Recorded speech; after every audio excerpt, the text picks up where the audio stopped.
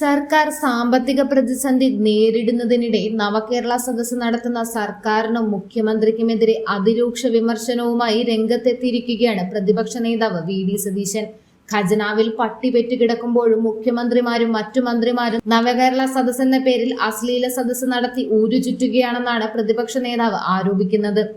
എന്താണ് ഉന്നത വിദ്യാഭ്യാസ രംഗത്ത് നടക്കുന്നതെന്ന് പഠിക്കുന്നതിനോ അന്വേഷിക്കാനോ തയ്യാറാവാത്ത സർക്കാരാണ് കേരളം ഭരിക്കുന്നതെന്നും പ്രതിപക്ഷ നേതാവ് വി.ഡി. സതീശൻ പറഞ്ഞു.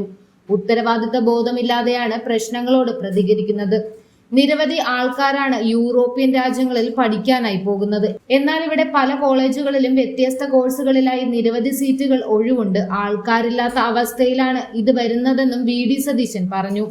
Kerala private college teachers association സംസ്ഥാന നേതൃത്വ പരിശീലന camp Kannur green park residence ഓഡിറ്റോറിയത്തിൽ ഉദ്ഘാടനം ചെയ്ത് സംസാരിക്കുന്നതിനിടയിലായിരുന്നു സതീശന്റെ ഈ ആരോപണം.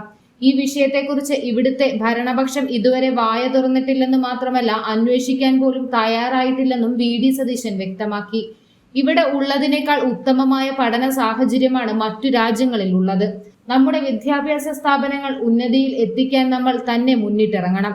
പുറത്തുനിന്ന് ആൾക്കാർ ഇങ്ങോട്ട് വരുന്ന രീതിയിലേക്ക് മാറ്റണം.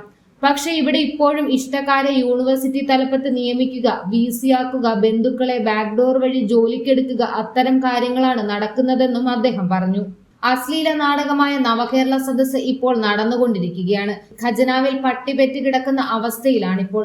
കേരളം ഇതുവരെ കാണാത്ത രൂക്ഷമായ രീതിയിൽ മുന്നോട്ട് പോവുകയാണ്. സ്കൂൾ വിദ്യാർത്ഥികൾക്ക് ഉച്ചയൂണും നൽകാൻ സാധിക്കാത്ത സമയത്താണ് നവകേരള സദസ്സ് നടക്കുന്നതെന്നും സതീശൻ കുറ്റപ്പെടുത്തി.